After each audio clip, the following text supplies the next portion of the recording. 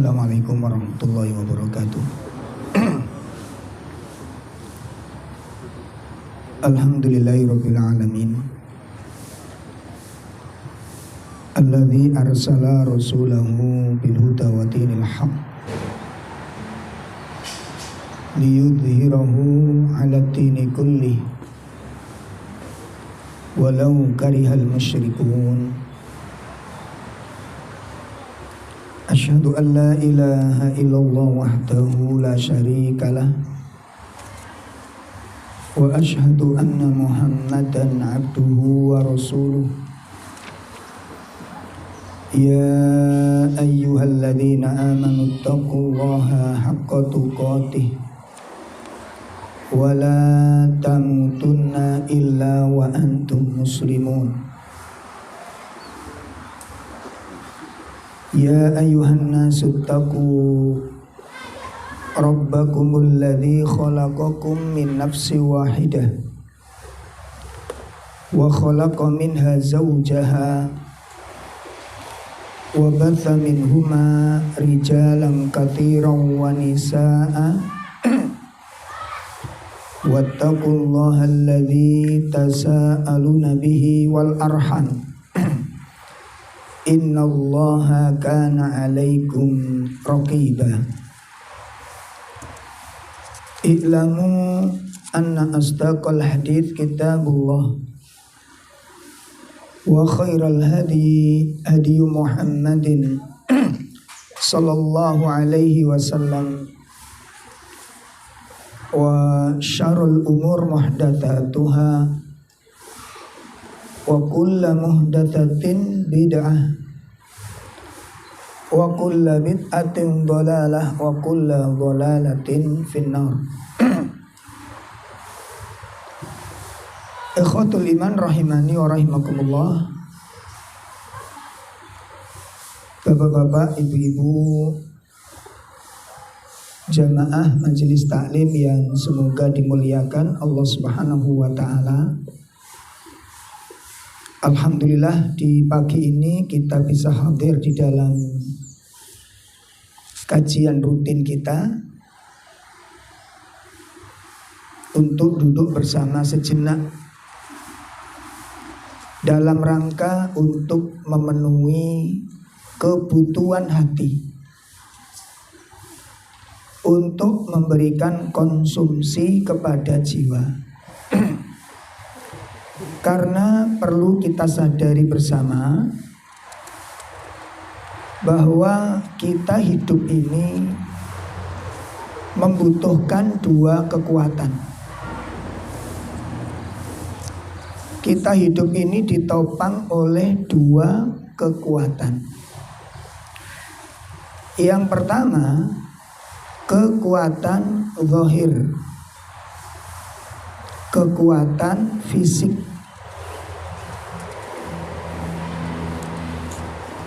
Yang kedua adalah kekuatan batin, kekuatan hati, kekuatan jiwa. Adapun kekuatan lahir, kekuatan fisik, kekuatan badan kita itu tergantung dari konsumsi yang kita berikan kepada badan. Kekuatan badan kita tergantung dari suplemen yang kita konsumsi setiap hari. Apabila kita makan dengan baik, konsumsi makanan yang sehat, yang cukup, yang bervitamin, maka badan kita sehat dan kuat. Ya. Sehingga badan yang sehat yang kuat itu menjadi badan-badan yang energik, yang penuh semangat, mampu mengerjakan banyak aktivitas-aktivitas. Itu apabila badannya kuat. Jadi kekuatan fisik tergantung dari konsumsi yang diberikan kepada fisik. Begitu juga kekuatan batin, kekuatan hati, kekuatan jiwa. Dan tergantung dari konsumsi suplemen yang kita berikan kepada jiwa. Ya, apa makanannya hati, apa konsumsinya jiwa, ilmu dan nasihat. Itu konsumsinya jiwa. Ya, itu konsumsinya batin, ilmu dan nasihat. Nah, kalau konsumsinya ini kurang, suplemennya tidak dicukupi, maka jiwanya lemah. Berarti kan ya, jiwanya menjadi lemah, batinnya menjadi rapuh. Ya. Nah, perhatikan dengan baik. Perhatikan dengan baik. Badan kuat, jiwa lemah, maka badannya ikut lemah. Orang malas itu yang lemah apanya? Jiwa. Jiwa yang lemah. Karena jiwanya lemah, tubuh yang besar pun tidak kuat apa-apa, Pak. Ya, lihat. Ngapunten orang yang olahragawan itu awake niku kuru-kuru apa sehat-sehat? Olahragawan. Keker-keker, Pak.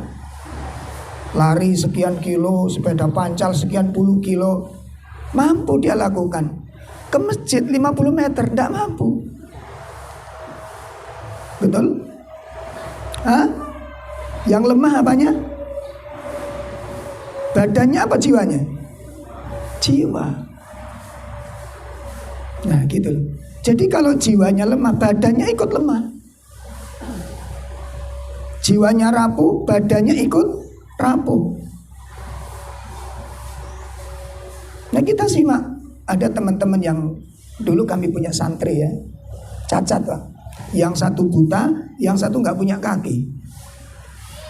Nah, itu lima waktu itu nggak pernah terlambat sholat itu. Malah yang buta ini jadi muadzin 5 waktu itu. Buta Pak. Jadi kalau udah ke masjid gerabak-gerabak ninggalan. Rumahnya sekitar 100 meter dari masjid itu. Itu gerabak-gerabak sampai masjid. Dan tidak pernah terlambat. 5 waktu itu. Buta. Ya. Kajian di mana-mana datang dengan minta tolong sama teman-teman. Tidak pernah absen dia, kecuali kalau sakit.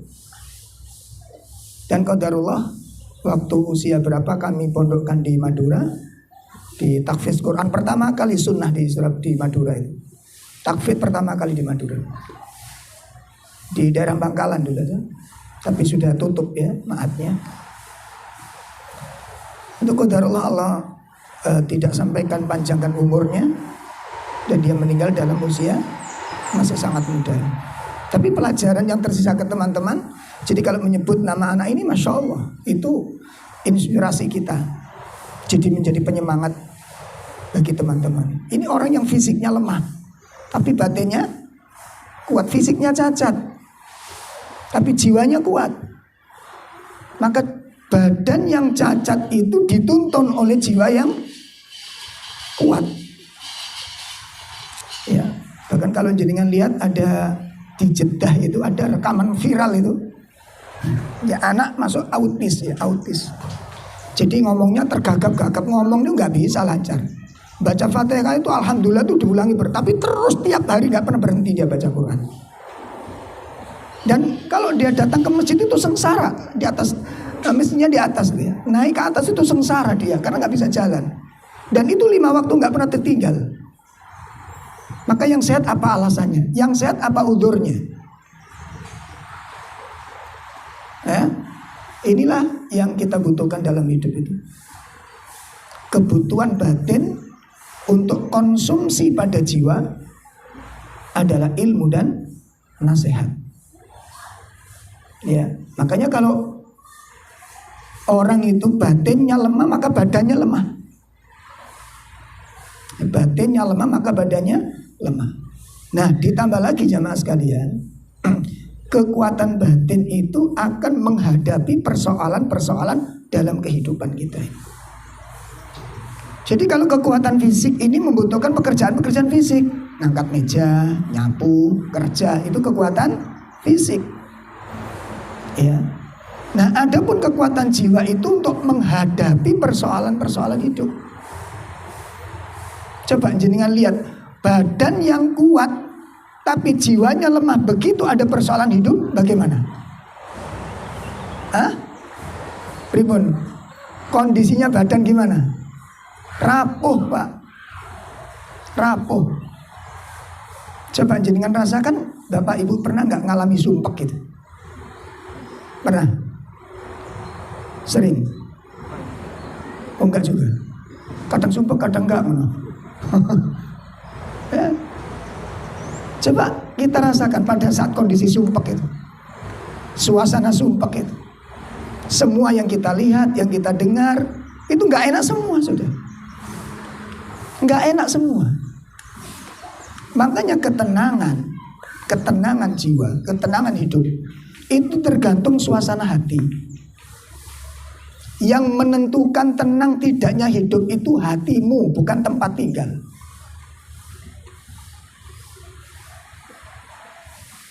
Saged dipaham niki?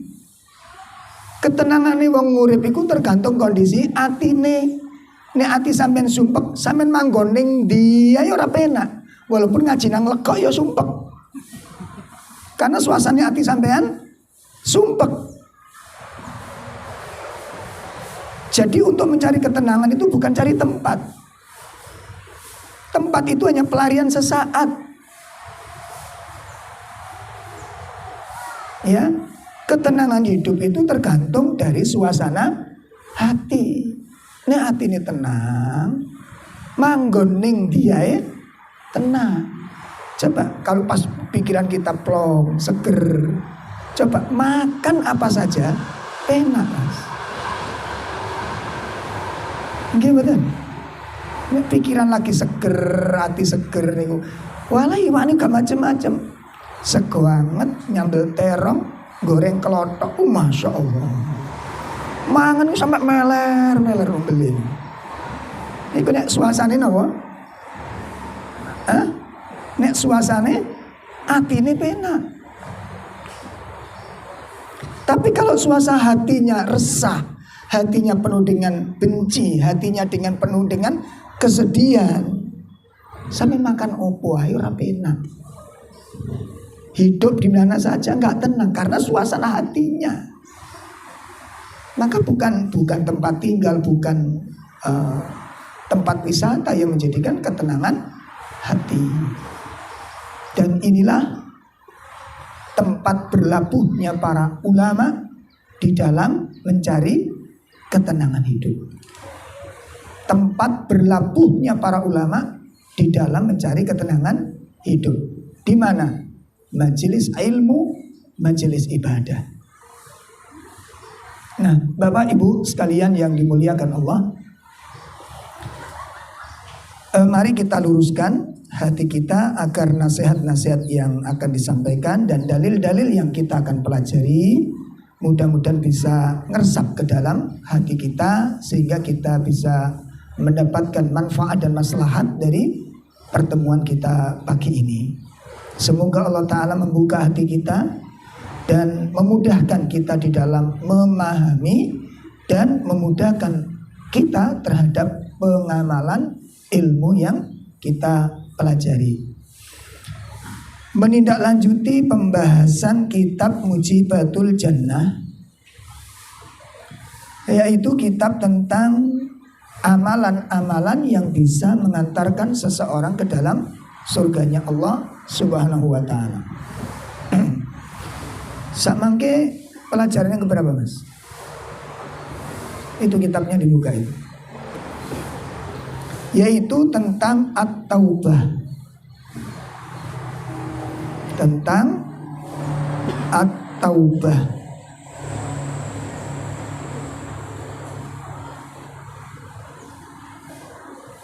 Lihat.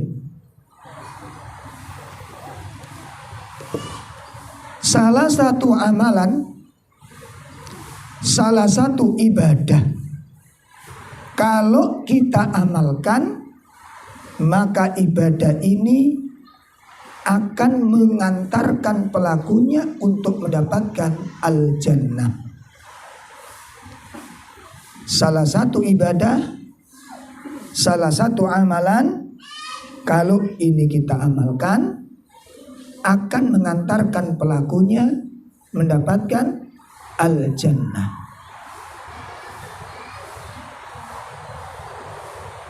Di antara amalan tersebut adalah at-taubah.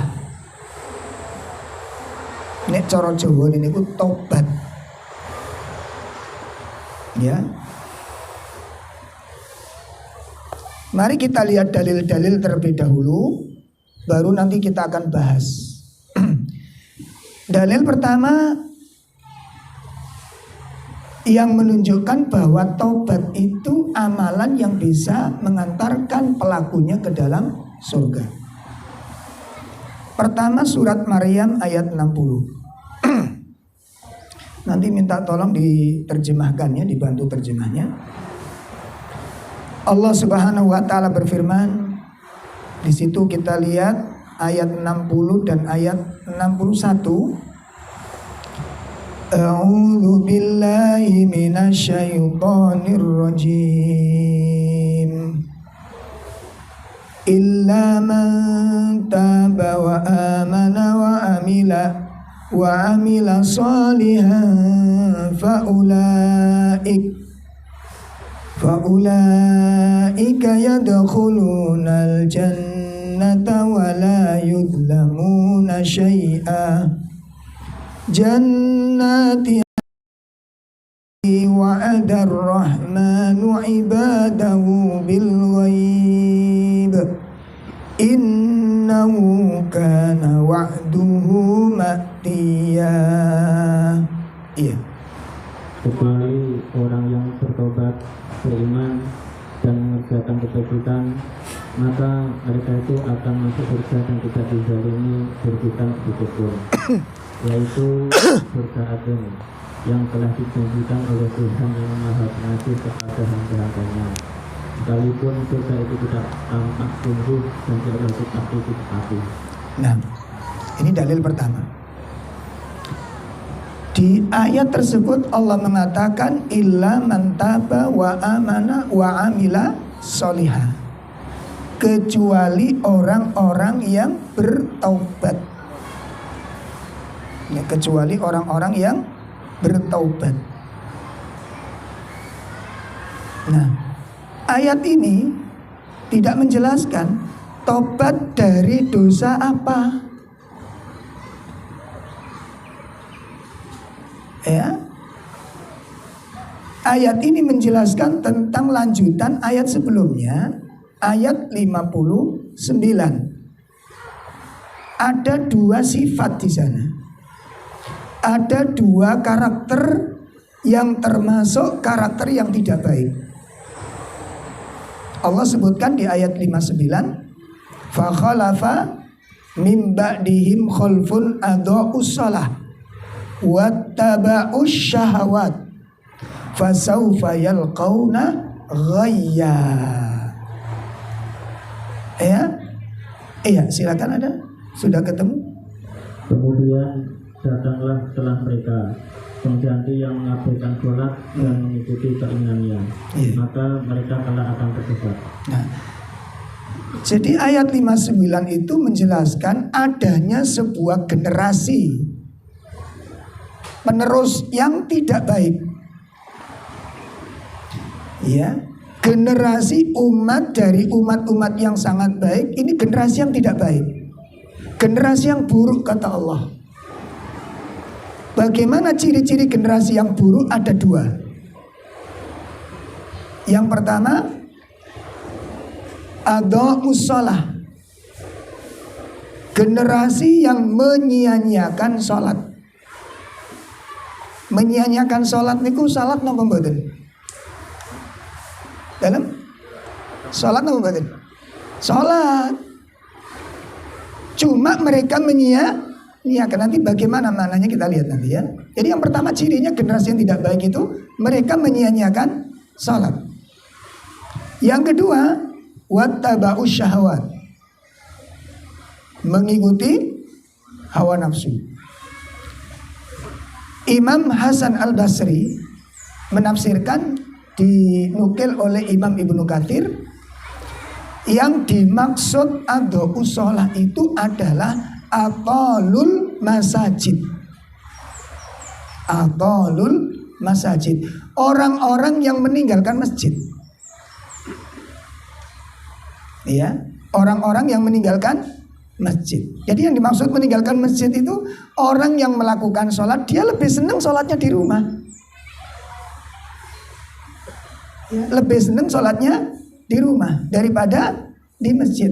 Kenapa diartikan atalul masajid, orang yang menyia-nyiakan sholat itu? Kenapa Imam Hasan Al-Basri kok menafsirkan orang yang meninggalkan sholat, menyia-nyiakan sholat itu orang yang meninggalkan masjid? Orang yang tidak sholat jamaah di masjid itu waktunya berantakan. Ya, disiplin waktunya itu rusak. Berbeda dengan orang yang menjaga sholat jamaah. Orang yang sholat jamaah itu menjaga waktunya sangat bagus, karena dia terikat dengan apa? Terikat dengan jamaah. Jam sekian sholat akan dimulai, jam sekian sudah pasti selesai. Dia jaga itu, sehingga aktivitas-aktivitas di luar dikondisikan mengikuti agenda sholatnya. Betul apa tidak?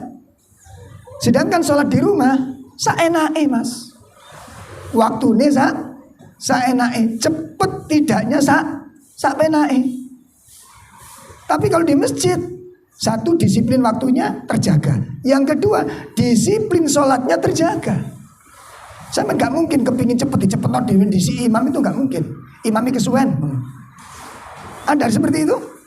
Enggak, kita mengikuti imam, itu ketaatan. Melatih kesabaran, melatih kebersamaan. Ya. Maka ada sebuah kitab yang sangat bagus, bahwa sholat jamaah itu memiliki 40 keutamaan. Ya. Ini ketika orang sholat di masjid, terjaga waktunya, terjaga kedisiplinannya. Sholat di rumah berantakan, sudah bisa dikatakan berantakan. Sak penake dhewe, waktunya sak penake dhewe. Yang kedua, ciri generasi yang buruk adalah apa? Mengikuti hawa nafsu. Apa artinya? Imam Hasan Al-Basri mengatakan, yang dikatakan mengikuti hawa nafsu itu adalah walazimud doi'at. Mereka justru mendatangi tempat-tempat hiburan. Masya Allah. Masjid ditinggalkan, tempat-tempat hiburan didatangi. Masya Allah. Kalau masjid Pak, paling rame kalau iktikafnya itu hanya bulan Ramadan, terutama di 10 malam terakhir. Tapi orang Covid tiap hari ada iktikaf. Di warkop itu tiap hari ada iktikaf. Tumak nina. Ono wong 20 kuwi meneng kabeh. Sedang tilawah. Coba tuh lihat itu. Mereka memakmurkan tempat-tempat hiburan.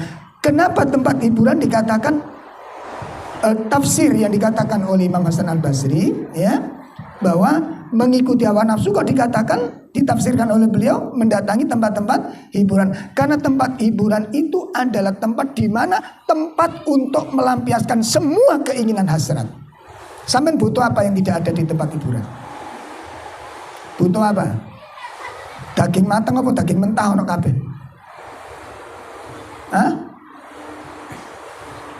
Syahwat apa yang tidak tersedia di sana? Itu tafsir, dan ada tafsir yang lain yang sangat menarik dari ayat. Nah, oleh karena itu, ketika ini kita berdosa, kecuali orang yang bertobat kepada Allah. Artinya apa? Tinggalkan perbuatan sing kaya ngono kuwi. Ya, bagi bapak-bapak yang terbiasa seneng sholat di rumah, bertobat kepada Allah. Karena itu bentuk dari kesalahan. Walaupun sholat di rumah niku sah napa mboten? Dalam sholat fardu di rumah sah napa mboten? Sah, tapi tetap berdosa. Dosanya di mana? Dosanya meremehkan panggilan Allah Subhanahu wa taala. Di mana letak peremehannya? Pak, menawi jenengan manggil istri jenengan, lalu istri jenengan pun dengar ketika dipanggil, tapi nggak mau datang. Itu istri memuliakan suami atau meremehkan suami? Hah? Kecuali ada udzur ya, barangkali gitu nggak masalah gitu ya. Ya. Kalau istri dipanggil suami, istri dengar nggak mau datang, ini istri merendahkan suami. Betul apa enggak?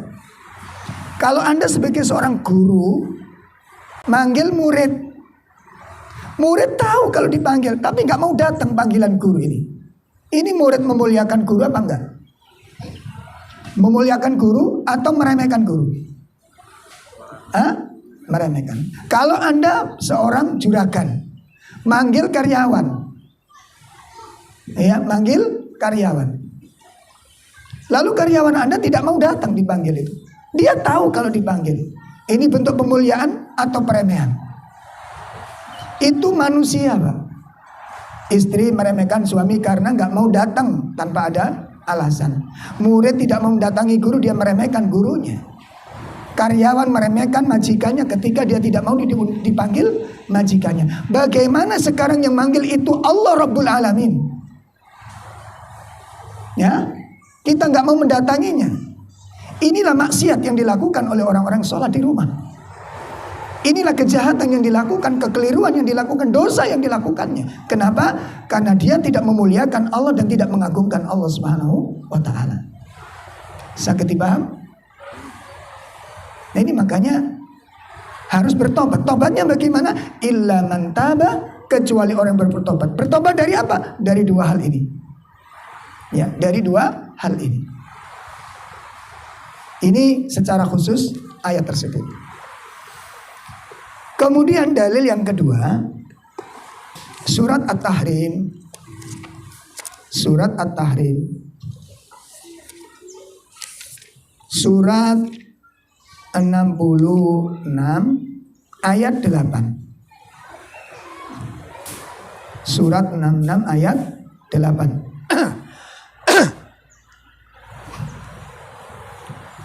A'udzu billahi minasy syaithanir rajim.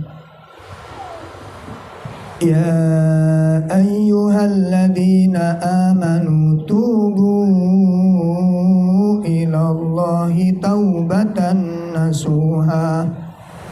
Asa rabbukum an yukaffira ankum sayyi'atikum wa yudkhilakum jannatin tajri min tahtihal anhar yawma la yukhzillahu an-nabiyya walladzina amanu ma'ah nuruhum yas'a baina aydihim wa bi aymanihim yaquluna rabbana atmim lana nurana waghfir lana rabbana atmim lana nurana waghfir lana innaka ala kulli syai'in qadir. Wahai orang-orang yang beriman, bertobatlah kepada Allah dengan tobat yang sungguh-sungguhnya. Mudah-mudahan Tuhan kamu akan menghapus kesalahan-kesalahanmu dan memasukkan kamu ke dalam surga-surga yang mengalir di bawahnya sungai-sungai. Pada hari ketika Allah tidak mengeluarkan nabi dan orang yang beriman bersama dengannya, dan cahaya mereka memancar di hadapan dan di sebelah kanan mereka, sambil mereka berkata, ya Tuhan kami, sempurnakanlah untuk kami cahaya kami dan ampunilah kami. Sungguh Engkau Maha Kuasa atas segala sesuatu. Baik. Jamaah sekalian, pada ayat 8 dari surat At-Tahrim, Allah perintahkan kepada kita untuk bertaubat dengan cara taubat an-nasuha. Taubatan nasuha. Iya. sini kita akan pelajari di dalam pembahasan taubat itu dengan beberapa pembahasan.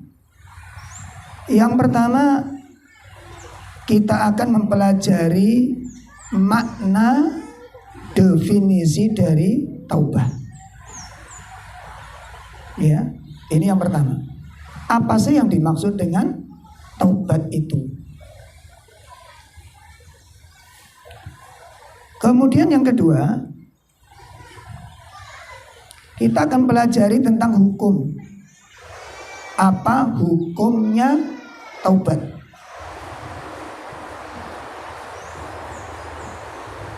Itu yang kedua, hukum taubat. Yang ketiga, kita akan pelajari tentang syarat taubat dan syarat sahnya taubat dan syarat sempurnanya taubat. Poin yang ketiga, kita akan pelajari apa? Syarat sahnya taubat dan syarat sempurnanya taubat. Kemudian yang keempat, keutamaan yang akan Allah berikan kepada orang-orang yang bertaubat. Ya.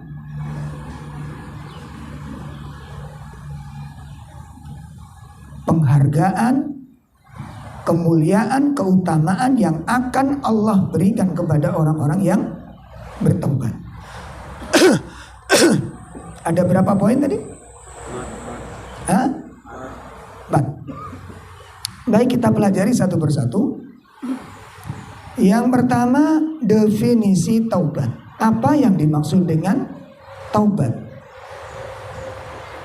At-taubah itu secara bahasa bermakna ar-ruju' au al-inabah.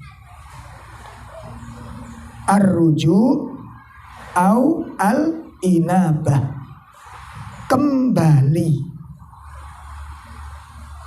Itu makna taubat menurut apa?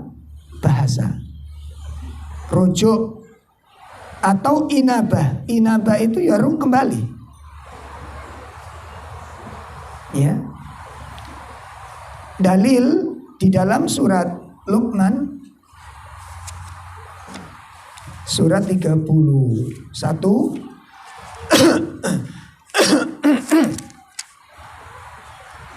ayat 15. Allah Subhanahu wa taala menyatakan, wa in jahadaka ala an tusyrika bima laysa laka bihi ilm ma laysa laka bihi ilmun fala tuti'huma wa sahibhuma fid dunya ma'rufa wattabi sabila man anaba ilai. Itu kalimat al-inabah. Wattabi sabila man anaba ilai thumma ilayya marji'ukum fa unabbi'ukum bima kuntum ta'malun. Ya. Jika keduanya memaksamu untuk menyekutukan aku dengan sesuatu yang engkau tidak mempunyai ilmu tentang itu, maka janganlah engkau menaati keduanya, dan pergaulilah keduanya dunia dengan baik, dan ikutilah jalan orang yang kembali kepadaku. Kemudian hanya kepadaku tempat kembalimu, maka akan aku beritahukan kepadamu apa yang telah kamu kerjakan. Itu yang dimaksud dengan taubat. Ar-ruju' awil inabah, kembali. Adapun makna taubat menurut syariat adalah ar-ruju'u minad danbi ilat ta'ah. Ya, ar-ruju' minad danbi ila ta'ah, kembali dari dosa, au arruju'u minal maksiyah, atau kembali dari maksiat menuju taat kepada Allah. Nah, itu. Jadi sing diarani taubat niku napa? Kembali dari maksiat, kembali dari perbuatan dosa menuju taat kepada Allah. Iku sing jenenge taubat. Berubah, meninggalkan kedurhakaan menuju ketaatan, meninggalkan pembangkangan menuju ketundukan. Iku sing jenenge taubat. Bahasa kerene hijrah. Bahasa kerene napa? Hijrah. Lah wong sakniki gak gelem kok ngomong taubat, gak gelem. Aku saiki wis keren. Aku saiki wis tobat, mari nyungsep. Ya, kalau orang bertobat itu seakan-akan berlumuran dosa. Makanya banyak orang yang mengatakan hijrah, ning karena nggak belajar, gak ngerti apa itu hijrah. Ya, maka nasihat bagi ibu-ibu, bapak-bapak yang barangkali mengkonsumsi ramuan hijrah ini. Ya, barangkali Anda mengatakan sekarang saya sudah hijrah gitu. Kalau Anda punya pemahaman seperti itu nggak masalah, Pak. Cuma masalahnya satu, apa sih namanya hijrah itu? Apa yang dimaksud hijrah? Satu. Yang kedua, kenapa Anda hijrah? Yang ketiga, siapa yang nyuruh hijrah? Yang keempat, Anda mau hijrah kemana? Yang kelima, berapa rencana lamanya hijrah? Sampeyan kepingin hijrah berapa tahun? Rencana kula mboten suwe-suwe Ustaz. Banyak orang-orang mengatakan hijrah, tapi mboten ngerti hijrah itu bahasa lainnya tobat, Pak. Ngerti loh. Cuma memang kita di masyarakat kita ini memang sudah terbiasa bombingan umat-umatan. Lagi bombing apa ikut, bombing apa ikut, itu sampai samangke. Karakter masyarakat kita masih seperti itu. Makanya masyarakat kita, terutama masyarakat bangsa kita ini adalah karakter-karakter yang gampang diplokoto sampai melekenek. Napa, Pak? Ini bahasa tadi yang saya pakai di Tanggulangan. Kita itu mudah diplokoto sampai melekenek bisa kita ini. Gampang sekali. Sudah ya, ini makna apa tadi? Taubat. Definisi taubat, ar-ruju'u minadambi au minal maksiat ila ta'ah. Ya, kembali dari maksiat, kembali dari dosa menuju ketaatan. Adapun syarat-syarat taubat secara umum, syarat sahnya taubat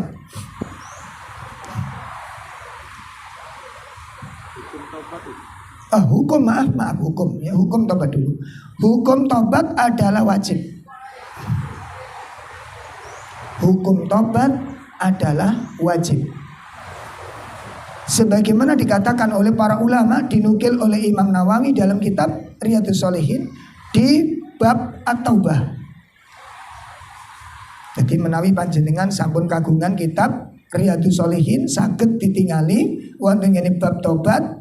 Imam Nawawi menukilkan perkataan para ulama. Apa kata beliau? At-taubatu wajibun min kulli dzanbin. Ya. Taubat itu hukumnya wajib bagi semua dosa. Ya. Taubat itu hukumnya wajib bagi setiap dosa. Lah dosa Itu bermacam-macam, Pak. Ada 2 tingkat, 4 tahap, 2 macam. Itu dosa. Saya ulangi, dosa itu ada 2 tingkat, 2 macam, 4 tahap.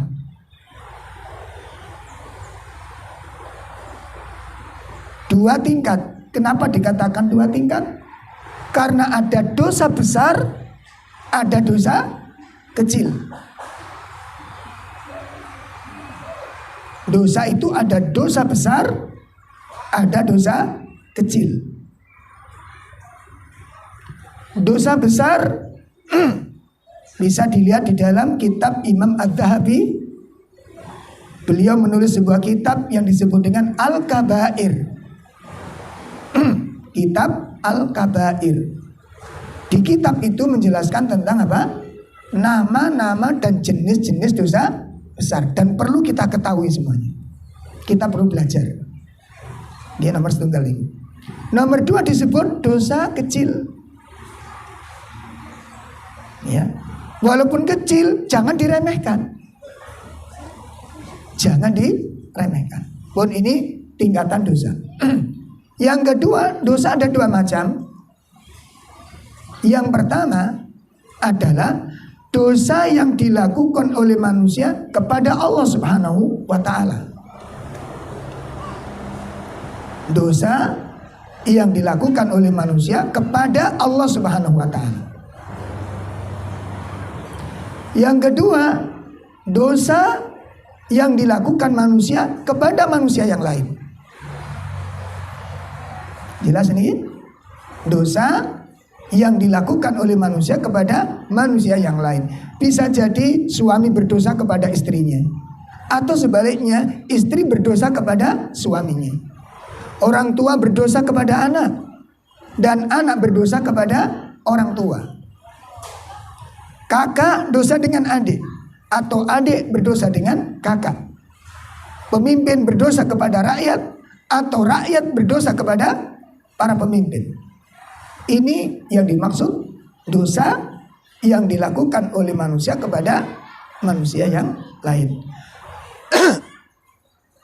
Ini macam-macam dosa. Ada berapa tadi? Ada 2. Pertama, dosa yang berhubungan antara hamba dengan Allah. Yang kedua, dosa yang dilakukan manusia kepada manusia yang lain. Nah, itu macam-macam dosa. Kemudian yang ketiga, ada tahapan-tahapan dosa. Ada 4 macam, 4 tahap dosa. Hal ini sebagaimana dijelaskan di dalam kitab Minhajul Qasidin. Di dalam kitab Minhajul Qasidin yang ditulis oleh Imam Ibnu Qudamah. Ya. Tahap pertama adalah dosa mulkiyah. Dosa mulkiyah. Dosa yang berupa kekuasaan. Di mana manusia melakukan sebuah sifat, memiliki sifat-sifat yang tidak pantas baginya. Itu adalah sifat-sifat Allah Subhanahu wa ta'ala. Seperti sifat keagungan, sifat sombong. Itu sifatnya Allah Subhanahu wa ta'ala. Manusia tidak boleh memiliki sifat ini. Saged dipun pahami? Ya. Jadi ada manusia menempatkan diri memiliki sifat-sifatnya siapa? Sifat-sifat Allah. Sombong itu sifatnya Allah. Ya, kebesaran, keagungan itu milik Allah Subhanahu wa ta'ala. Manusia dari sisi manapun tidak pantas memiliki sifat kesombongan. Dari sisi apapun. Dari sisi ilmu, manusia terbatas ilmunya. Betul begitu, Pak? Ilmu kita tentang agama yang sudah kita ketahui dengan yang belum banyak mana? Iya, sudah kelihatan. Ilmu agama. Ya, kekuatan terbatas. Harta terbatas. Dari mana manusia menempatkan diri dengan kesombongan? Yang disombongkan apa? Ini yang pertama, dosa mulkiyah. Tidak pantas manusia menyandangnya. Yang kedua, dosa syaitoniyah, di mana manusia memiliki sifat-sifatnya setan. Tidak pantas manusia begitu, buruk sifatnya. Bagaimana sifat-sifat setan itu? Di antaranya apa, Pak? Di antara sifat-sifat setan gimana? Menghalang-halangi orang dari kebenaran. Nah, itu perbuatan setan. Ada nggak manusia menghalang-halangi orang lain dari kebenaran? Nah, itu bagian perbuatan setan. Membisik-bisikkan keburukan, ada nggak? Manusia bisik-bisik keburukan? Banyak. Itu perbuatannya setan. Merubah-rubah keadaan. Hal-hal yang baik dikasih nama-nama buruk. Hal-hal yang buruk dikasih nama-nama baik. Itu perbuatannya setan. Manusia ada nggak begitu? Banyak. Orang yang ngaji, yang lurus, yang jujur disebut kasih nama-nama yang nggak baik. Radikal. Tadi sampai ngaji ku julukan ini gak sing enak, Pak. Kelompok ekstrim, aliran keras, radikal, teroris gak payu bisa, gak terbukti gitu. Apalagi sekarang? Saiki kena Wahabi. Saat ini lagi dibombing kan apa? Wahabi, masya Allah. Elek dok, Pak. Hanya yang satu yang bagus, Wahabi itu yang bagus. Astagfirullah. Kita ini kepingin belajar jadi orang yang lurus dalam agama ini. Ingin mentauhidkan Allah sebagaimana Nabi dan para Rasul mentauhidkan Allah. Ingin beragama sebagaimana contoh yang diberikan oleh Nabi dan kita gak mau menambah atau menguranginya. Ini dikatakan yang enggak macam-macam, masya Allah. Makanya sekarang ini jamu yang paling mujarab, racun yang paling laris adalah racun kebencian. Itu yang paling banyak berhasil, Pak. Sebab nek wong niku atine wis benci, delok napa mawon tetep salah. Nggih mboten? Dadi wong niku nek atine benci, sing didelok niku sampean mringi salah, guyu salah, merengut salah, ngomong salah, muni salah. Coba bapak-bapak pernah tengkar dengan istrinya enggak? Enggak pernah. Oh, masya Allah. Enggak pernah apa enggak pernah telat? Coba waktu kita tengkar itu, Pak. Waktu tengkar itu yang ada itu kebencian apa kasih sayang? Waktu tengkar yang ada kebencian apa kasih sayang? Kebencian.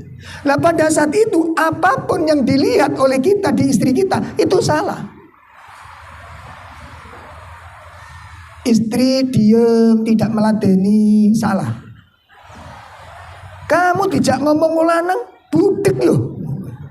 Meneng ikat bisu yo. Masya Allah. Akhirnya nggak enak istri dikatakan demikian. Maka istri ingin menjelaskan untuk menerangkan supaya nggak salah paham. Gini loh mas, Samin tuh salah paham. Tolong dengarkan, tak jelaskan. Apa kata suami? Mulai membantah, durhaka. Bayangkan. Karena itu Anda menggunakan dengan kacamata kebencian. Sakitipun pahami, Pak. Begitu pula ketika kita benci dengan tetangga, benci dengan teman, semua yang dilakukan salah. Ini virus yang paling laris hari ini. Di mimbar-mimbar khutbah Jumat, pengajian-pengajian, bukan ilmu lagi yang disampaikan, tapi benih-benih permusuhan itu yang disebar seluas-luasnya, ditanamkan sedalam-dalamnya supaya orang tumbuh kebencian dan permusuhan. Dan itu bukan ulama yang mengatakan ini. Tipenya ulama itu melanjutkan tugasnya para nabi. Ulama itu melanjutkan tugasnya para rasul. Al ulama warasatul anbiya. Kalau ada orang bermusuhan, diajak untuk rukun, itu tugasnya para nabi. Bukan orang yang rukun kemudian dia suruh bermusuhan, itu pekerjaannya syaitan. Sakit dipaham? Tugasnya para nabi mengadu domba orang, menjadikan orang bermusuhan, atau mengajak orang bermusuhan untuk rukun. Apa tugasnya Nabi? Menata manusia, membimbing manusia. bukan menjadikan manusia itu gelap kebenciannya dengan membabi buta kebenciannya. Jelas ini Pak? Lah itu sifat-sifat syaitaniyah, dan ada di sebagian manusia demikian.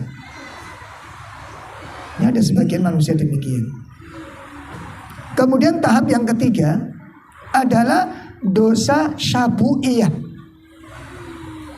Apa? Dosa syabu'iyah. Apa itu syabu'iyah? Sifat-sifat kebuasan. Sifat-sifat apa Pak?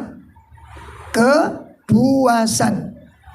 Sifat-sifat binatang buas. Pripun sifat binatang buas niku napa mawon? Hah? Makan. Sampeyan sing seger ya Bu. Binatang buas niku napa sifatnya Pak? Hah?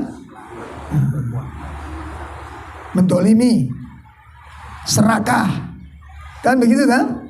Memangsa orang lain, sewenang-wenang. Nah, itu perbuatan binatang-binatang buas. Ada nggak manusia seperti itu?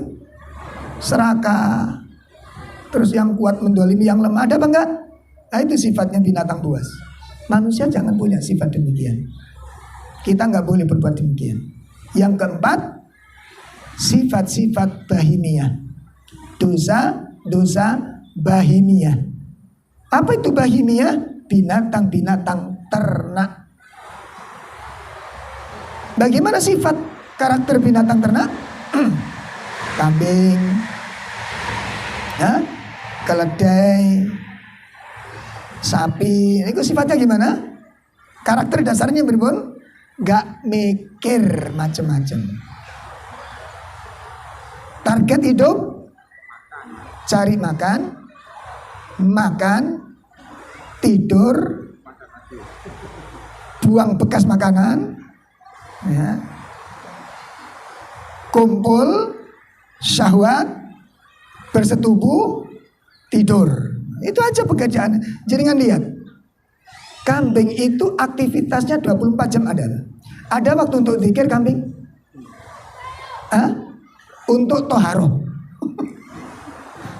Ada. Kambing itu kalau mau pipis dimanapun jadi Pak. Gak mungkin mikir Pak toiletnya mana. Gak mikir toilet. Karena dia gak perlu membersihkan najisnya. Ada gak manusia ketika buang air kotoran gak mikir buang najisnya? Ada apa enggak? Nah itu sunahnya siapa? Nah, itu sunahnya kambing. Gak mikir ibadah, gak mikir ketaatan, gak mikir dosa, gak mikir pahala, gak mikir surga, gak mikir neraka, gak mikir hisab. Itu binatang ternak. Lah sampeyan kali kula niki menungso aja kaya. Makanya sekali waktu duduk jejer sama kambing. Mana perbedaannya? Dari sisi kegiatan. Nek sampeyan niku uripe cuma mangan, turu, ngising, bersetubuh, mangan, turu, ngising, bersetubuh. Persis. Cuma sampean gawe celana kunora. Bedanya manusia dengan binatang itu, manusia itu ada syariat yang harus diikuti. Nah, nek sampean kali kalau urip iku enggak gawe syariat, di mana letak kemanusiaan panjenengan dengan saya? Bedane nopo? Insyaallah. Ini persoalan-persoalan yang berkaitan dengan dosa. Nah, adapun syarat-syarat tobat kalau dosa itu berhubungan dengan Allah, maka syarat tobatnya 3. Syarat tobatnya 3. 1. An yaqli'a anil maksiati. Syarat supaya tobat kita ini diterima oleh Allah adalah supaya kita berhenti dari maksiat yang dilakukannya. Apapun maksiat yang berhubungan dengan Allah, berhenti. Ya, berhenti gitu. Yang kedua adalah an yandama ala fi'lihi. An yandama ala fi'lihi. Hendaknya seseorang menyesali dari perbuatan-perbuatan yang dulu dia kerjakan.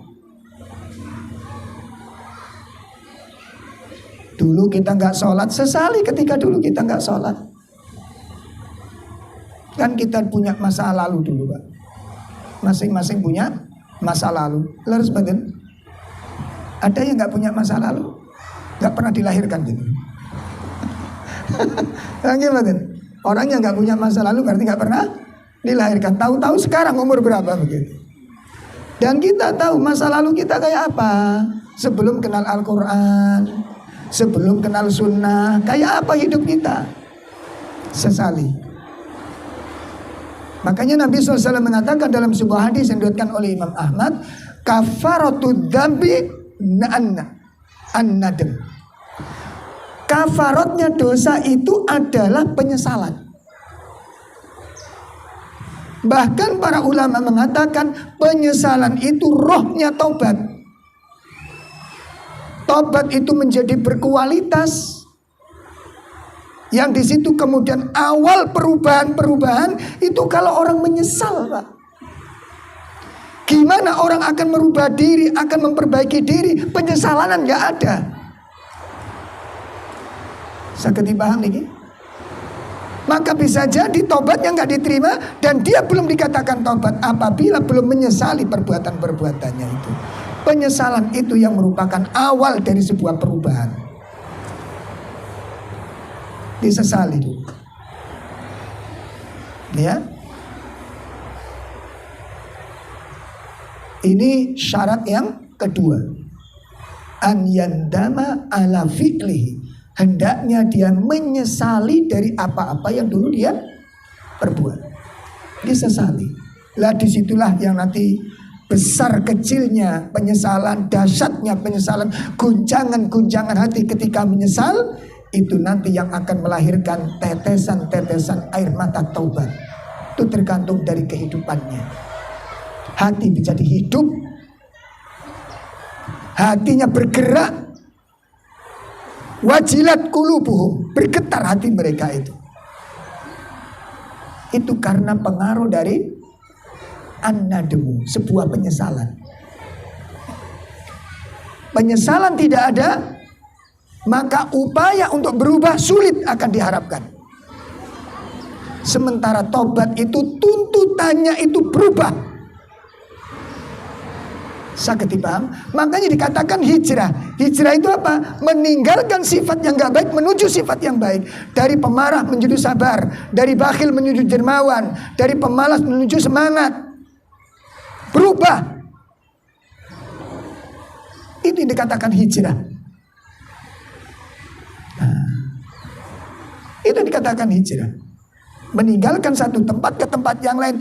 Artinya apa itu? Dikatakan oleh Nabi SAW, al-muhajir, hakikat orang yang hijrah itu adalah an yahjura ma nahahumullahu anhu, meninggalkan perkara-perkara yang dilarang oleh Allah Subhanahu wa taala, meninggalkan yang dilarang oleh Allah menuju yang diperintahkan Allah.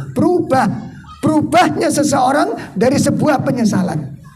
Orang kalau gak nyesel sulit berubahnya, Pak. Sakit paham? Nah, kemampuan panjenengan dengan saya perlu diasah ini. Sejauh mana kita menyesali diri-diri kita dengan kesalahan-kesalahan yang lalu? Sejauh mana kita menyesalinya? Nah, ini syarat yang kedua. Syarat yang ketiga, an ya'zima, hendaknya dia bertekad membangun kemauan yang kuat, an la ya'uda ilahi abadan, untuk tidak mengulangi perbuatan itu selama-lamanya. Berjanji, bertekad, membangun kemauan yang kuat untuk tidak mengulangi perbuatan perbuatan yang telah dia lakukan. Nah, ini syarat-syarat diterimanya taubat apabila dosa itu berhubungan dengan Allah Subhanahu wa ta'ala. Nah, kalau dosa itu berhubungan dengan manusia, maka 3 syarat ini ditambah 1. 3 syarat ini ditambah 1. Apa itu? Hendaknya dia minta halal kepada orang yang dimana dia diperbuat dosa kepadanya. Lo anak kepada orang tua gimana taubatnya? Minta maaf pada orang tuanya atas dosa-dosa yang dilakukannya. Ya. Adapun dosa-dosa anak pada orang tua banyak, Pak. Berkata keras pada orang tuanya tanpa uzur, maka ini merupakan bagian kedurhakaan. Tidak memenuhi panggilan tanpa uzur syar'i, itu pun bagian dari kedurhakaan anak pada orang tua. Masya Allah. Tidak peduli dengan keadaan orang tua, bagian kedurhakaan anak kepada orang tua. Hari ini banyak diliputi yang demikian ini. Banyak anak-anak gak peduli dengan orang tuanya. Banyak anak-anak membiarkan orang tuanya sengsara. Banyak anak-anak membiarkan orang tuanya menderita. Banyak anak-anak tidak peduli dengan kondisi orang tuanya. Ini bagian kedurhakaan yang tidak boleh dilakukan oleh hamba-hamba Allah yang ingin mendapatkan kebaikan. Itu syarat sahnya taubat. Adapun syarat sempurnanya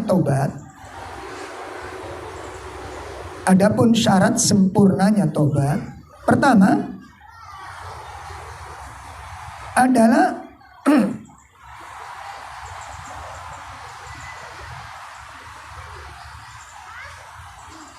hendaknya melakukan taubat itu karena Allah Subhanahu wa ta'ala. Sebagian ulama memasukkan ini bagian syarat pertama. Sebagian ulama memasukkan ini yang pertama. Syarat sahnya atau syarat sempurna. Karena Allah Subhanahu wa ta'ala. Yang kedua adalah iktiraf, adanya sebuah pengakuan.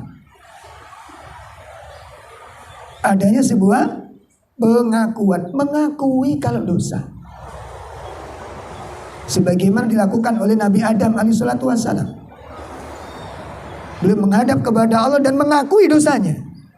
Dia mengatakan, Rabbana dhalamna anfusana wa illam taghfir lana wa tarhamna lanakunanna minal khasirin. Ini bentuk iktirafnya Nabi Adam kepada Allah Subhanahu wa ta'ala.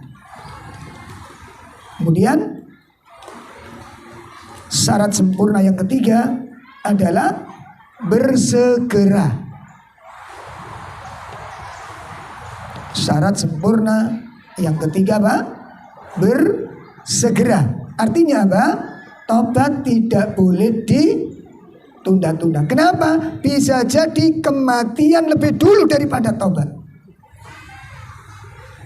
Ya, kalau tobat ini kita tunda, tobat ini kita undur, tobat ini tidak segera kita lakukan, bisa jadi kematian lebih dulu datangnya daripada tobat yang akan kita rencanakan. Makanya ada sebuah tema kajian yang sangat menarik. Ajalmu tidak menunggu taubatmu. Ajalmu tidak menanti taubatmu. Ngerti maksudnya ini? Allah mencabut nyawa kita itu nggak nunggu kita itu tobat dulu, Pak. Makanya supaya taubat ini sempurna, hendaknya segera. Dan Allah perintahkan kita untuk segera. Allah perintahkan kita untuk bersegera. Pertama, perintah Allah dalam surat Al-Imran ayat 133.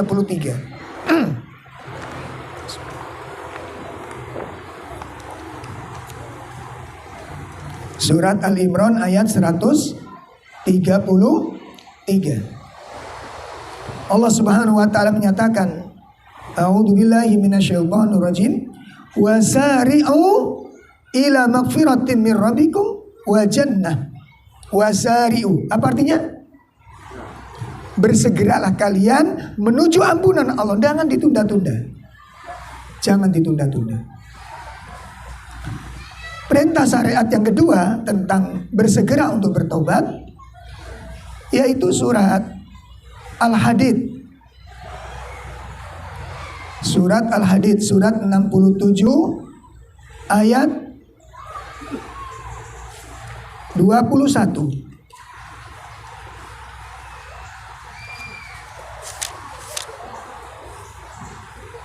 Sabiqu ila magfiratin mir rabbikum. Sabiqu ila magfiratin mir rabbikum. Artinya apa? Berlomba-lombalah. Nah, artinya berlomba-lomba ini kepripun? Tidak boleh ditunda-tunda. Ini syarat-syarat sempurnanya taubat.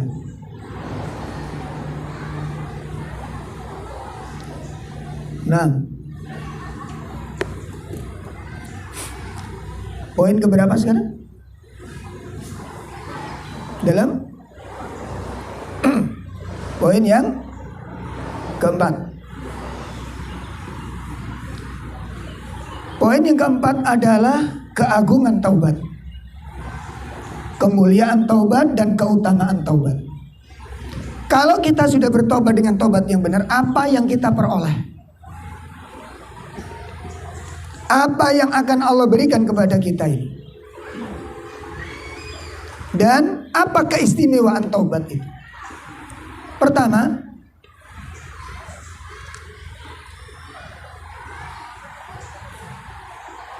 orang yang bertobat akan menjadi hamba yang dicintai oleh Allah Subhanahu wa taala, mendapatkan cinta dari Allah taala. Masya Allah. Ini luar biasa. Ini mulia, ini agung, ini keutamaan, ini istimewa. Orang mendapat cinta dari Allah Subhanahu wa taala. Suatu kehormatan yang luar biasa yang Allah berikan kepada orang yang bertobat, di mana Allah meletakkan cintanya kepada hambanya ini. Makanya kalau hamba mencintai Allah wajib hukumnya, tapi Allah mencintai hamba itu anugerah yang besar. Manusia mencintai Allah wajib. Allah mencintai manusia itu anugerah yang besar. Sakit dipaham? Itu anugerah yang sangat besar. Di dalam surat Al-Baqarah ayat 222. Surah 2 ayat 222 Allah katakan di akhir ayat, Allah Subhanahu wa taala mengatakan, innallaha yuhibbut tawwabina wa yuhibbul mutatahhirin. Sesungguhnya Allah mencintai orang-orang yang bertobat dan mencintai orang-orang yang mensucikan diri. Dan kita di antara doa-doa yang diajarkan oleh Nabi di dalam wudu, setelah wudu apa di antaranya? Allahumma ja'alni gimana? Minat tawwabina wa ja'alni minal, pas dengan doa ini. Ya Allah, jadikan aku orang-orang yang bertaubat dan jadikan aku orang mensucikan diri. Ini keistimewaan pertama yang Allah berikan kepada orang yang bertaubat.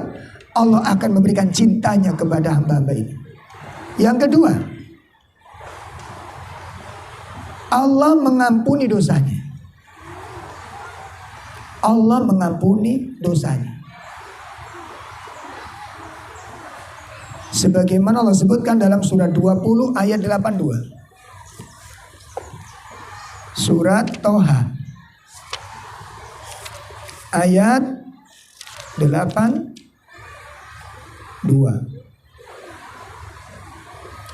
Wa inni laghaffarul liman taba wa amana wa amila sholihan wa amana wa amila sholihan tsumma ihtada. Iya. Surat 20 ayat 82. Silakan. Sungguh Aku Maha Pengampun bagi yang bertobat, beriman dan berbuat kebajikan, kemudian tetap dalam petunjuk. Nah, qala Nabi sallallahu alaihi wasallam, at-taib kaman la dzanba lahu. Orang yang bertaubat itu seperti orang yang tidak punya dosa baginya. Masya Allah. Orang yang bertobat, maka dia seperti orang yang tidak punya dosa. Seperti orang yang tidak punya dosa sama sekali. Ketika taubatnya adalah taubat yang benar. Taubat an-nasuha. Ini keistimewaan yang kedua. Yang ketiga, orang yang bertobat akan diberikan kebaikan-kebaikan yang luas di dunia ini. Diberikan kebaikan-kebaikan yang luas di dunia ini. Ditambahkan rezekinya, ditambahkan anak-anaknya, diberikan kelezatan-kelezatan dengan kenikmatan, diberikan rahmatnya. Ini diantara keutamaan taubat. Allah Subhanahu wa taala firmankan di dalam surat 11 ayat 3. Surat 11 ayat 3. Sudah, silakan. Dan hendaklah kamu mohon ampunan kepada Tuhanmu dan bertobat kepadanya. Niscaya Dia akan memberi kenikmatan yang baik kepadamu sampai waktu yang telah ditentukan. Masya Allah. Dan Dia akan memberikan karunia-Nya kepada setiap orang yang berbuat baik. Dan jika kamu berpaling, maka sungguh aku takut kamu akan tertimpa azab pada hari yang besar atau kiamat. Kemudian yang keempat, keutamaan taubat, Allah akan menambahkan kekuatan di atas kekuatannya. Makanya apabila umat ini mendapatkan kekuatan dari Allah, banyak istighfar dan bertobat kepada Allah Subhanahu wa taala. Allah akan berikan kekuatan pada umat ini. Allah berfirman surat 11 ayat 52. Pernyataan dan nasihat disampaikan oleh Nabi Hud. Yang disampaikan oleh Nabi Hud. Iya, surat 11 ayat 52. Silakan. Dan Hud berkata, wahai kaumku, mohonkanlah ampunan kepada Tuhanmu, lalu bertobatlah kepadanya. Niscaya Dia menurunkan hujan yang sangat deras. Dia akan menambahkan kekuatan di atas kekuatanmu, dan janganlah kamu kembali menjadi orang yang berbeda. Yang kelima,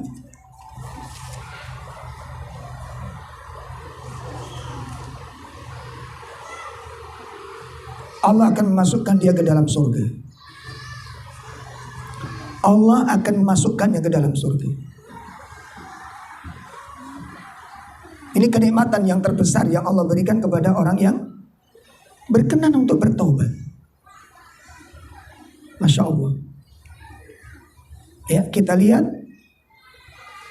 surat At-Tahrim surat 66 ayat 8. Surat 66 ayat 8. Iya. Wahai orang-orang yang beriman, bertobatlah pada Allah dengan taubat yang semurni-murninya. Mudah-mudahan Tuhan kamu akan menghapus kesalahan-kesalahanmu dan memasukkan kamu ke dalam surga-surga yang mengalir di bawahnya sungai-sungai. Pada hari ketika tidak mengecewakan Nabi dan orang-orang beriman bersama dengannya. Sedang cahaya mereka memancar di hadapan dan di sebelah kanan mereka sambil mereka berkata, ya Tuhan kami, sempurnakanlah untuk kami cahaya kami dan ampunilah kami. Sungguh Engkau Maha Kuasa atas segala sesuatu. Nah, yang keenam, keistimewaan taubat, kemuliaan yang Allah berikan kepada orang yang bertobat. Allah akan berikan kemudahan di setiap kesulitannya. Dan Allah berikan rezeki dari arah yang tidak diduga-duga. Ya, problem-problem yang dihadapinya, kesulitan-kesulitan yang akan dihadapinya, akan diberikan kemudahan oleh Allah Subhanahu wa taala. Makanya barang siapa di antara kita yang banyak ujian, yang gak kelar-kelar masalahnya, yang semrawut urusannya, perbaiki melalui perbanyak istighfar dan taubat. Anak-anak kita yang suka bantah orang tua, atau menantu-menantu yang gak peduli dengan nasib mertuanya, coba para mertua diingat-ingat, perbanyak istighfar dan taubat. Sebagaimana yang telah dijelaskan oleh Nabi SAW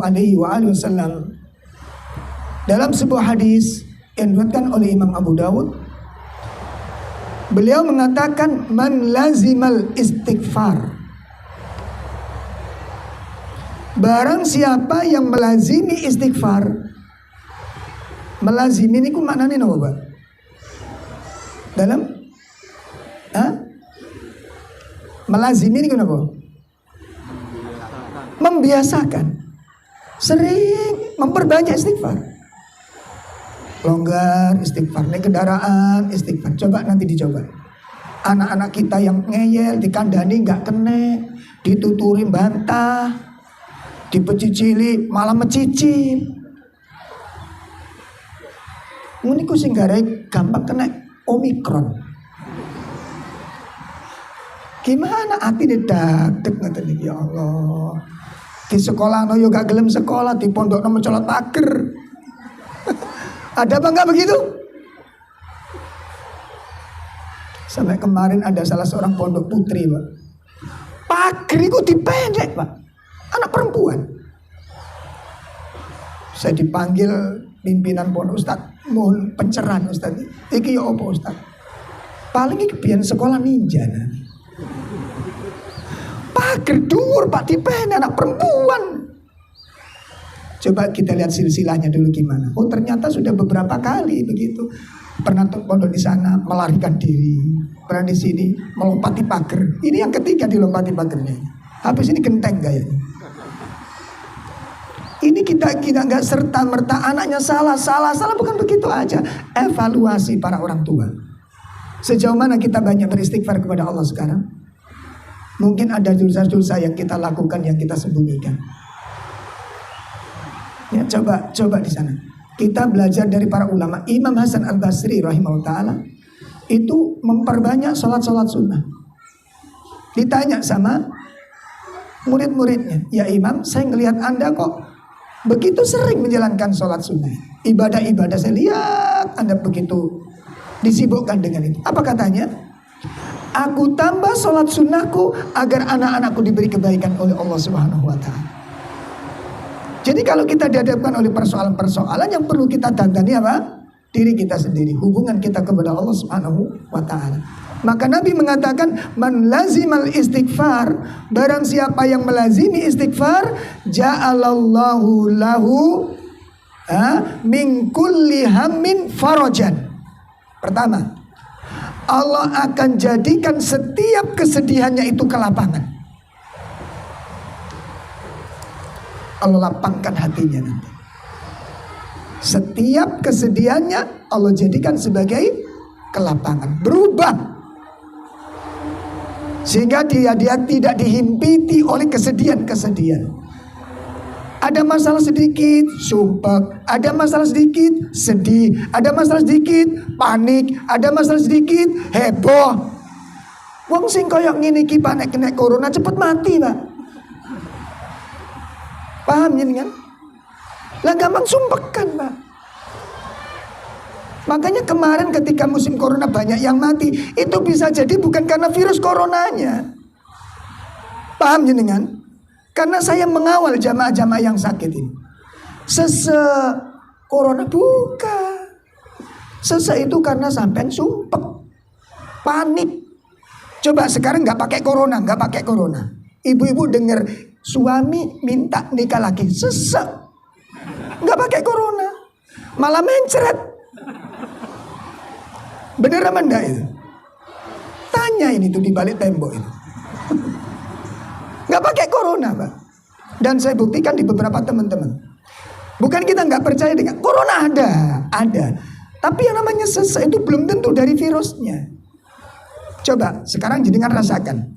Ketika jenengan panik mendengar suatu berita yang mengejutkan, detak jantung jenengan gimana? Hah? Langsung tuk, tuk, tuk, tuk, tuk. Iku mas, luwe rasa lapar hilang mas itu. Hilang. Ada ibu-ibu diajak jalan-jalan sama suami. Dek, alhamdulillah saya dapat rezeki, besok ikut aku jalan-jalan. Kamu tak berikan perhiasan. Seneng istri begitu itu. Paling seneng. Makanya untuk menghibur istri itu ajak jalan-jalan. Ngeliat-ngeliat, nanti diajak jalan-jalan ke toko-toko perhiasan. Jalan, ajak. Dengan syarat, ojo jaluk tuku. Ya begitu. Yang penting seneng. Delok gelang gede, delok kalung gede, yang penting seneng. Syaratnya ojo jaluk. Ikut tambah nyeksa Ustaz. Iya. Akan dihilangkan oleh Allah kesedihan. Ja'alallahu lahu min kulli hammin farjan. Yang kedua apa kata Nabi? Wa min kulli dhikin makhrajan. Tiap-tiap kesulitannya akan dimudahkan oleh Allah. Man lazimal istighfar. Perbanyak istighfar, perbanyak taubat. Yang punya kesulitan-kesulitan banyak istighfar. Ya. Wa min kulli dhikin makhrajan. Yang ketiga kata Nabi, wa yarzuqhu min haitsu la yahtasib. Wa razaqahu min haitsu la yahtasib. Dan Allah akan memberikan rizki dari arah yang tidak diduga-duga. Bagi siapa? Man lazimal istighfar. Perbanyak istighfar. Ini keistimewaan yang keberapa? Hah? Yang keenam. Yang ketujuh, ini dahsyatnya istighfar. Dan ini bentuk kemurahan Allah Subhanahu wa taala yang luar biasa. Apa, Pak? Dosa kita bukan cuma diampuni. Kesalahan kita bukan cuma dihapus.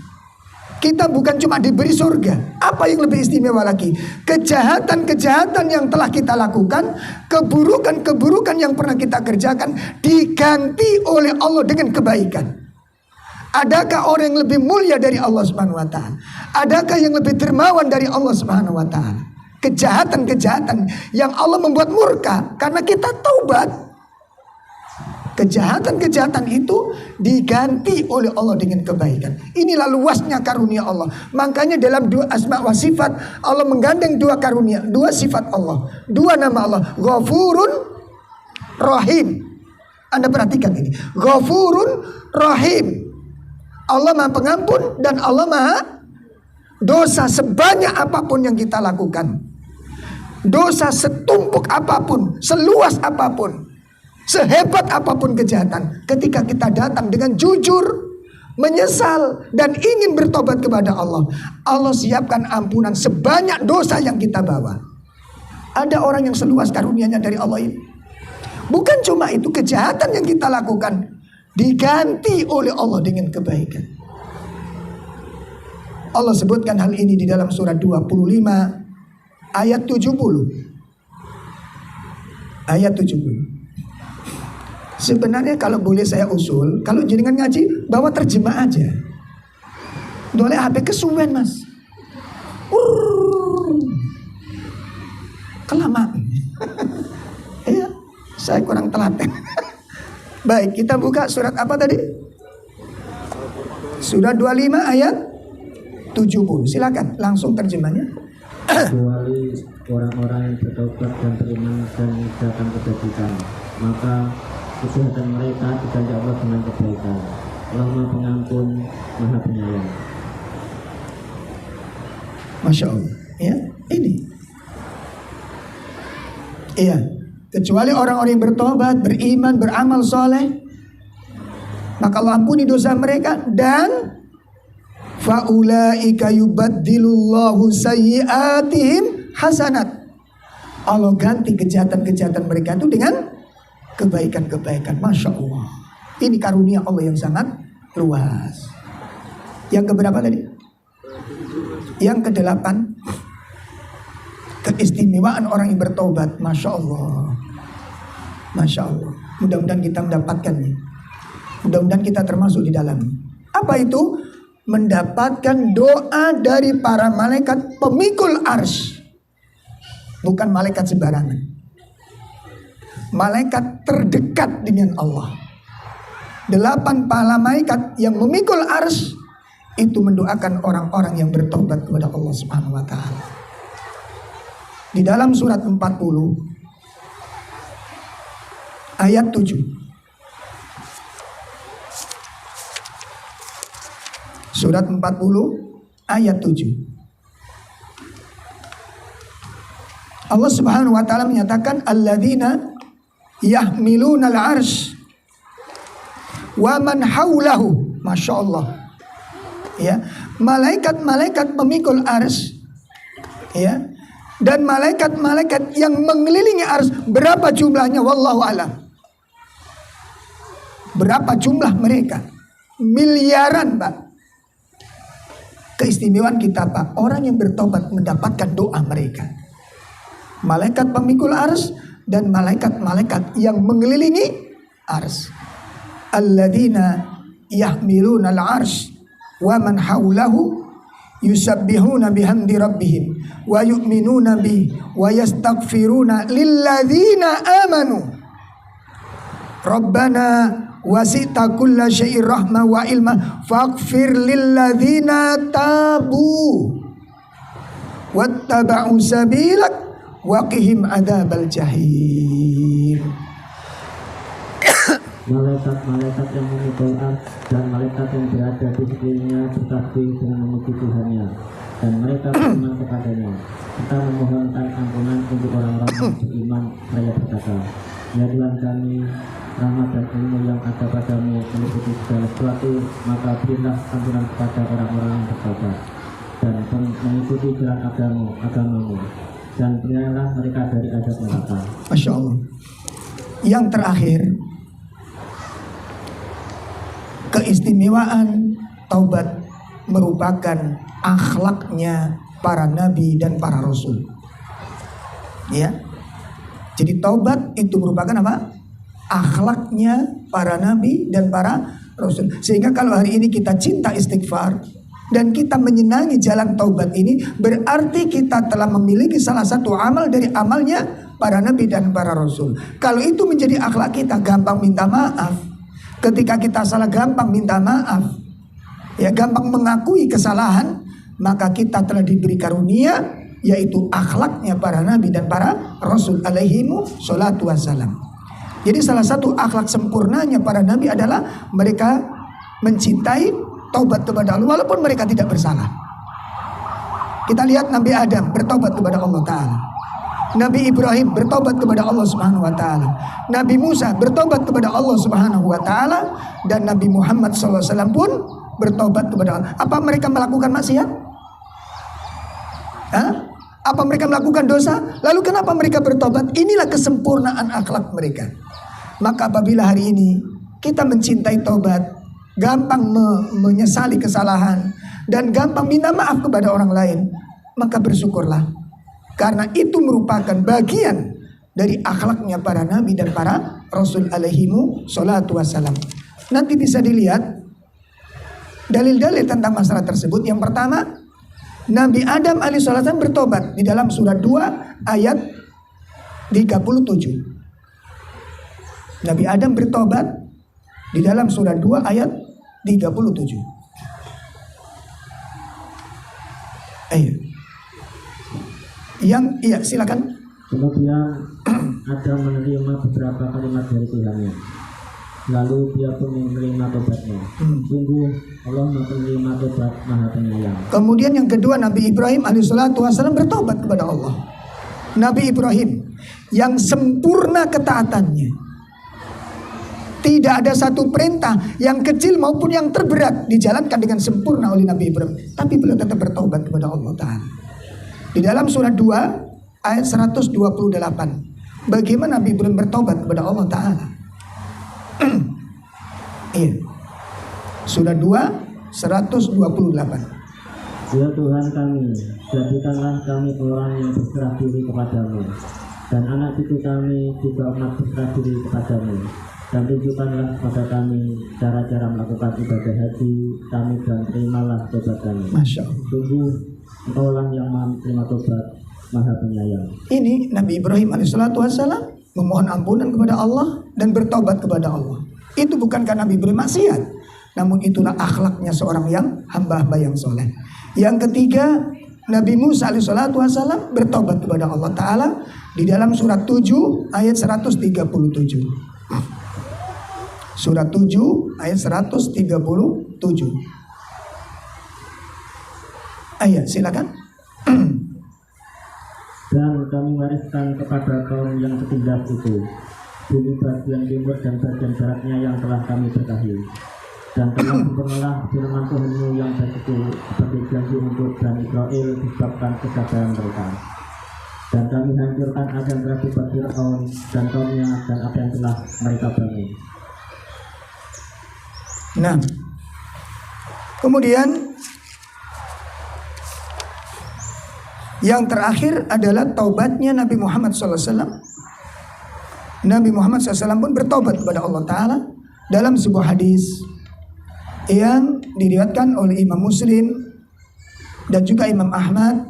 Nabi mengatakan, ya ayyuhan nas tubu ilallahi fa inni atubu fil yaum mi'ata marrah. Wahai manusia, bertobatlah kamu kepada Allah Subhanahu wa taala, karena sesungguhnya aku bertobat kepada Allah dalam sehari semalam sebanyak 100 kali. Jadi Nabi Muhammad SAW juga bertobat kepada Allah. Apakah Nabi bermaksiat?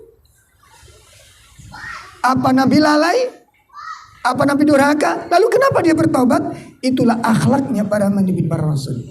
Maka apabila kita membiasakan diri untuk bertobat, membiasakan diri untuk beristighfar, memperbanyak zikir kita dengan istighfar kepada Allah Ta'ala, maka insya Allah dan mudah-mudahan kita telah diberikan anugerah oleh Allah, yaitu diberikan akhlaknya para Nabi alaihi wassalatu wassalam. Bapak-bapak, ini materi yang bisa kita sampaikan. Ada 2 pertanyaan yang sampai ke saya. Mohon duduk sejenak. Kan gak langsung berenang tuh. Bapak siap-siap berenang. Yang pertama, Assalamualaikum Ustaz. Mohon saran. Anak laki-laki saya menggoda, tidak mau sholat. Oh, tak pikir menggoda cewek. Ya, anak tidak mau sholat, atau sholat jarang-jarang, tidak mau sekolah. Kalau dikerasi semakin keras, marah-marah. Saya mencoba ruqyah mandiri, masih 2 kali ini. Kecanduan main game. Sekarang WiFi. Saya setel jam 9 malam, saya matikan. Ada doa apa hal-hal yang perlu saya lakukan selain tahajud? Dan doa agar lebih menurut patuh semoga Allah Ta'ala dan sama Allah dan menurut orang tua. Ini lanjutan pertanyaan. Anak laki-laki saya kelas 2 SMP, umur 15 tahun. Rasanya kalau ada dia, saya cemas. Karena kalau tidak dituruti marah-marah. Masya Allah. Baik. Barakallahu fikum. Semoga para orang tua, Bapak Ibu diberikan kelapangan hati oleh Allah Ta'ala. Yang perlu kita lakukan, sebagaimana tadi saya katakan, perbanyak istighfar. Kenakalan anak itu bisa jadi bagian dari dosa-dosa kita yang tersembunyi, yang kita tidak sadari atau tidak kita akui. Ini yang pertama. Lakukan ini, istighfar perbanyak, ya, evaluasi diri kepada Allah Subhanahu wa taala dan berharap kepada Allah Subhanahu wa taala. Yang kedua, jangan pernah berhenti untuk berdoa. Jangan pernah berhenti untuk berdoa. Nah, agar doa jenengan itu kuat, agar doa kita yang kuat, ketika berdoa itu jangan melihat masalahnya. Seperti kasus ini. Kalau kita bapak ibu yang punya anak seperti ini, kalau berdoa jangan lihat anak nakalnya, tapi lihatlah kepada siapa Anda minta tolong itu. Paham ini Pak? Kalau bapak-bapak ragu-ragu, anak saya itu keras Ustadz, gimana? Doa apa? Karena Anda merasa lemah. Ini kalimat Anda menunjukkan Anda lemah. Kalau kita ukur dengan kita nggak kuat. Kita nggak kuat. Kalau saya keras, anaknya tambah keras. Kalau ngeduk marah-marah, ini kan kelihatan luar biasa anak ini. Betul apa enggak? Nah itu kalau kita melihat dengan kacamata kita, Pak. Sekarang Anda berdoa kepada siapa? Anda minta tolong itu kepada siapa? Kepada Allah yang yuqallibal qulub. Dia yang memilih hati ini. Apa sulitnya bagi Allah untuk muter-muter hatinya ini? Anda berhadapan dengan zat mudabbirul amr, yang mengatur segala urusan. Makanya kalau kita mengadakan tangan kepada Allah, ya Rob, jangan ngelihat anak-anak. Anak saya nakal, Allah mampu nggak? Gitu. Ini yang menjadi doa kita lemah. Paham? Jangan lihat masalahnya. Kita tuh berdoa kepada zat yang semua hati manusia itu ada di antara jari jemarinya. Rasulullah SAW mengatakan, Inna quluba bani Adam baina min usbu'aini min asabi'ir rahmani azza wa jalla. Sesungguhnya hati-hati manusia itu berada di antara jari jemarinya Allah Subhanahu wa ta'ala. Kaqalbi wahid, seperti hati yang satu. Semua hati manusia. Yuqallibu yusarrifu haitsu yasa. Kemudian Allah membolak-balikan hati itu sekehendak Allah Ta'ala. Jadi langkah pertama, saya anjurkan untuk banyak istighfar, evaluasi diri. Sudah itu lakukan. Yang kedua apa? Minta tolong kepada Allah. Ya muqallibal qulub, wahai yang membolak-balikan hati, sabit qalbahu. Sabit qalbahu, tetapkan hati anak saya ala dinika, di atas agamamu.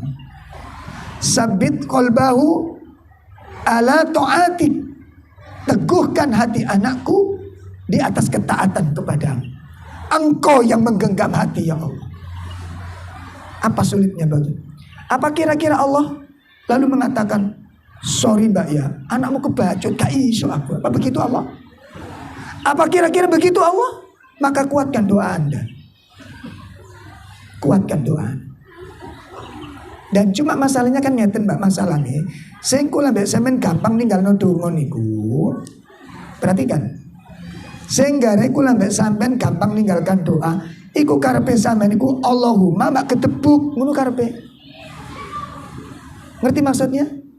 Maunya kita itu Allahumma langsung cair, Bu. Ini bukan ruangan gaden. Tahu ruang gaden? Walaupun kita nggak pernah masuk gaden, tapi sponsoring ngono. Anda butuh duit 5 menit, menghilangkan masalah tanpa, Masya Allah. Ini yang harus sabar, ada doa. Allah paling tahu kapan harus dikabulkan, kapan tidak. Kalau kita sudah berdoa berhari-hari, berminggu-minggu, kok belum dikabulkan, coba evaluasi diri. Mungkin ada kesalahan-kesalahan. Itu yang pertama. Yang kedua apa? Bisa jadi Allah ingin dekat, melihat Anda lebih dekat kepada Allah Ta'ala. Jangan seudon. Allah senang dengan tangisan Anda ini. Allah senang kalau melihat Anda menangis. Jadi kadang-kadang tidak dikabulkan doa karena Allah senang lihat Anda menangis. Dan itu satu keutamaan. Masih nangis ini gampang pegel, Pak. Allah ngelihat anak begitu, itu manusiawi kita. Manusiawi. Ya, itu yang kedua. Kuatkan doa dan jangan pernah berhenti dalam doa. Anda yakin Allah itu segala, Anda sedang berhadapan dengan pemilik segala-galanya. Itu yang kedua. Yang ketiga apa, Bu? Coba membangun komunikasi yang baik dengan anak-anak. Membangun komunikasi yang baik dengan anak. Bapak-bapak, ibu-ibu, sudah biasa belum makan bareng sama anak-anak? Yang SMP, yang SMA? Sudah terbiasa belum? Ayo nak, habis ini jalan-jalan sama Abi ya, jalan-jalan. Makan bakso. Gak usah bahas apa-apa sudah, gak usah bahas apa, makan bakso. Nah, kamu tahu bakso enak gak? Ada ya? Di mana? Ayo antar ayah. Sudah itu aja. Jangan di jalan, kamu nak ya. Kalau anak yang soleh, iki belum makan bakso sudah keluarkan. Ini yang kadang-kadang orang tua nggak ngerti metode ini. Jangan sudah makan bakso. Kamu tahu bakso enak nggak? Nah, kamu dari kuliner itu yang kamu suka apa? Pangsit ya. Ayo makan pangsit. Kamu tahu pangsit enak? Tahu di mana? Ayo antar ayah. Dibangun komunikasinya ini. Dibangun. Sehingga nanti anak merasa dekat dengan orang tua. Merasa punya sahabat. Jelas ini? Ini yang saya lihat sekarang ini banyak menghilangkan momen-momen seperti ini. Alhamdulillah kami dengan keluarga kami mencoba untuk itu, Pak. Bahkan anak-anak kami kalau makan tuh nunggu saya pulang. Gak makan, nunggu aku. Nanti makan satu nampan bareng-bareng. Kita latih sekarang. Alhamdulillah. Tapi repotnya kalau kepengen, anak-anak gak makan. Anak-anak sudah tidur. Iya sudah tidur, nunggu sampai gak makan-makan tadi. Masya Allah. Ini dilatih demikian ini, Pak. Dilatih. Ya, membangun komunikasi yang baik. Yang keempat apa Ibu? Yang keempat, ya. Yang keempat, coba anak-anak dilibatkan dengan suatu acara. Libatkan dalam satu pekerjaan. Ini yang dilakukan oleh Nabi Ibrahim kepada Ismail. Dilibatkan. Contoh, beli apa? Nak, tolong nak, belikan sesuatu. Tolong nak, ambilkan. Nak, tolong antarkan ini nak. Minta tolong. Perhatikan ibu, perhatikan. Ketika Anda melibatkan anak untuk bekerja, untuk mengerjakan sesuatu, itu Anda sudah menyita waktunya, mengurangi jam mainnya. Paham? Ibu nggak usah ngomong, nak, tolong antarkan nak. Ojo tulinan tok, sampean gandeng mana tulinannya disebut mana? Halo, sakit paham? Jangan disebut-sebut mainannya ini. Nah, ibu minta tolong ini antarkan ini. Antarkan. Nah ini kamu tak kasih uang 10.000 untuk beli es. Coba dilatih itu. Ketika anak kita minta kerja, mengerjakan sesuatu,